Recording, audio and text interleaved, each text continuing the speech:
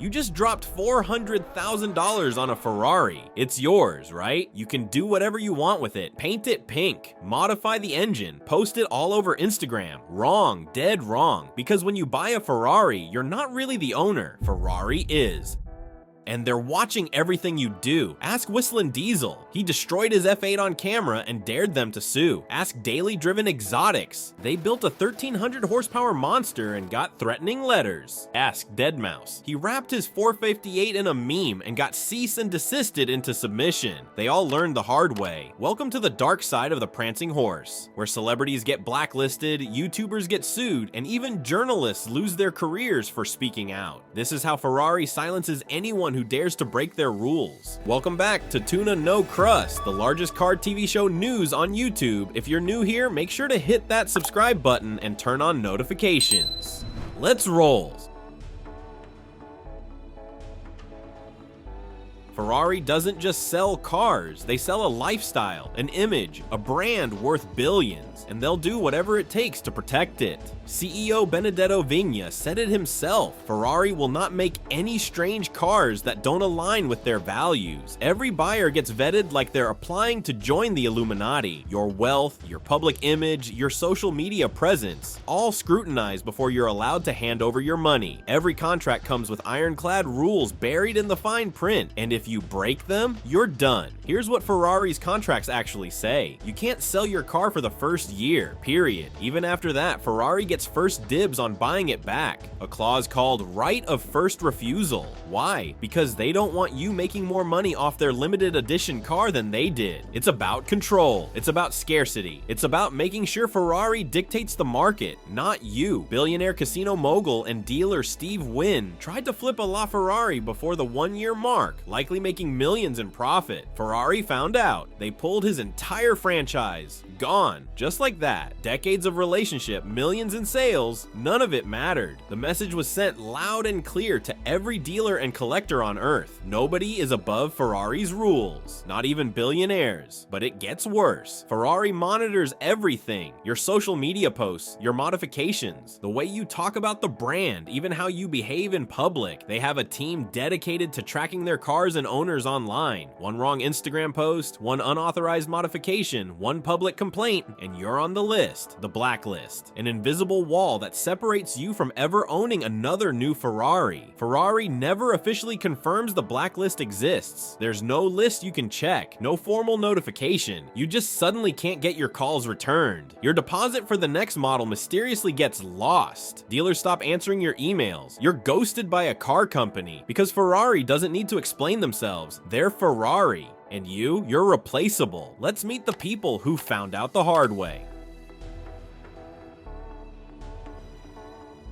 Deadmau5, the millionaire electronic music producer, gets his dream car, a Ferrari 458 Spider. He's pumped. So pumped that he wraps it in bright blue with a Nyan Cat meme trail, adds rainbow pinstripes, pink brake calipers, and replaces the Ferrari logo with a prancing cat. He calls it the Ferrari. The internet loses its mind. It's everywhere. Blogs, Instagram, YouTube. It's probably the most famous Ferrari on the planet at that moment. Ferrari's lawyers show up with a cease and desist. Trademark infringement, they claim. Take off the wrap, remove the custom badges. Now, Deadmau5 complies. The Ferrari goes back to boring factory white. He tweets that it's now just a normal ass 458, and Ferrari bans him from ever ordering another car. The message was clear. We don't care how famous you are. We don't care how much free publicity you give us. Follow our rules or get out. Justin Bieber owned a Ferrari 458 Italia F1 edition. He wrapped it electric blue, added a wide body kit from West Coast Customs. Then, according to reports, he got drunk, lost it at a party, and spent 2 weeks looking for it before an assistant found it. Ferrari was not impressed. But here's the kicker. Bieber didn't just customize the car. He allegedly forgot where he parked a $300,000 supercar for 2 weeks, like it was a bicycle. That level of disrespect. Instant blacklist. Ferrari clarified he could still buy used cars because they can't legally stop that. But no new orders from dealers, no official support, no special editions. You're dead to us, Justin.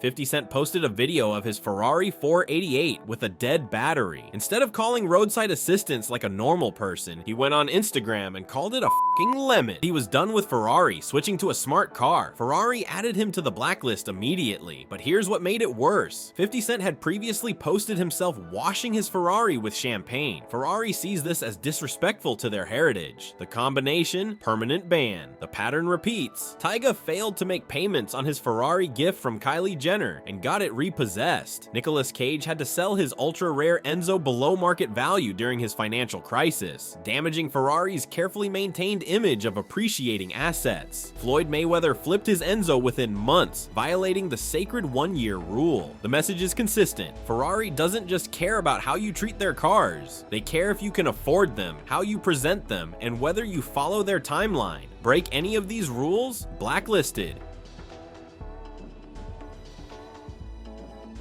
Here's a rule you might not know. Ferrari will never paint a car pink. It's beneath the brand. So when Blac Chyna painted her Ferrari 488 Spider Barbie pink, Maranello lost it. She also put bright red wheels on another Ferrari. Both violations landed her on the blacklist. Kim Kardashian accepted a Ferrari 458 Italia as a wedding gift from Malaysian businessman Joe Low, who later became infamous for the 1MDB fraud scandal worth billions. Whether Ferrari blacklisted her for the association or for allegedly neglecting the car, she's reportedly been kept away from special editions ever since. But the real war, that's happening on YouTube, and it's getting brutal.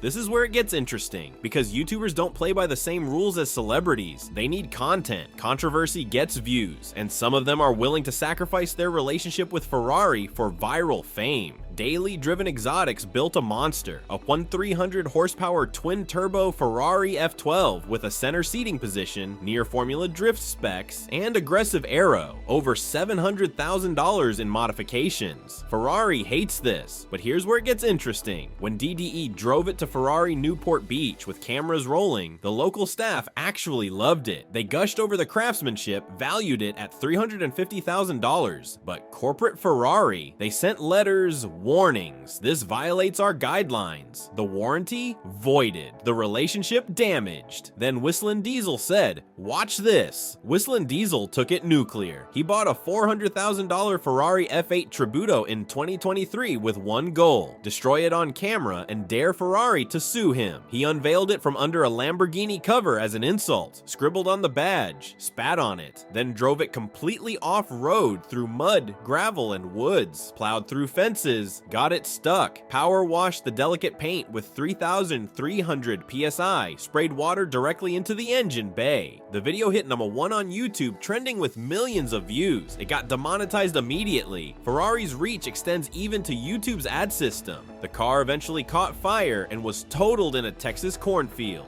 $400,000 gone. No insurance. WhistlinDiesel claims he was already shadow banned from buying Ferraris, so he had nothing to lose. Ferrari never sued. Legally they can't, since he owned the car outright. But the blacklist is permanent. Then there's Shmee150. With 2.8 million subscribers, he's owned multiple Ferraris: GTC4 Lusso, FF, SF90, 296 GTS. And he's never once criticized Ferrari, ever. His content is pure enthusiasm: factory tours, delivery days, track days. The result? Exclusive access, special events, private reveals. He's proof that if you play by Ferrari's rules, you get rewarded. If you don't, you get WhistlinDiesel.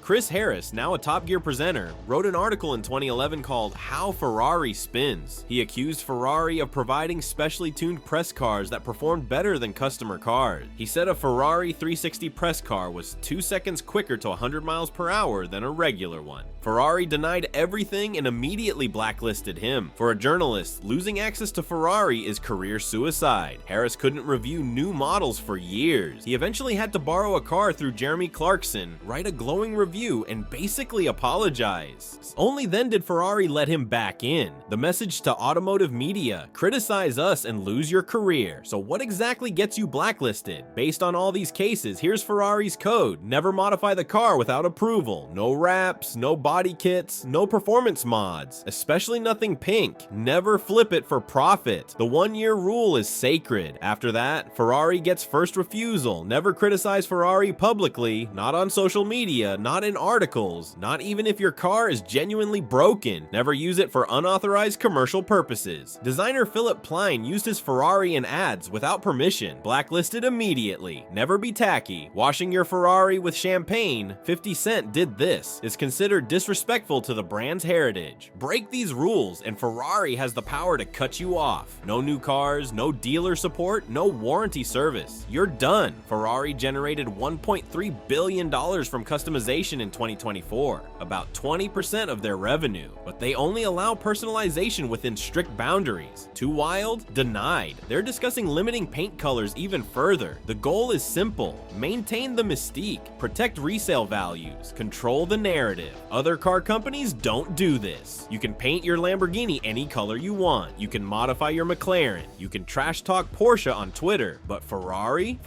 is different. They've turned brand control into an art form. The question is this the price of owning a legend? Or is it too much control? Some purists love it. They say it keeps Ferrari exclusive and special. Others, especially the YouTube generation, think it's absurd. You paid for the car. You own it. You should be able to do whatever you want with it. But here's the thing: Ferrari doesn't care what you think. They've built one of the most valuable brands on earth by enforcing this code, and they're not stopping. So when you buy a Ferrari, remember, you're not buying a car. You're buying permission to be part of their club. And if you break their rules, they'll take that permission away, no matter how rich you are, no matter how famous you are, no matter how many views your YouTube video gets. Ferrari is always watching, and the blacklist is real.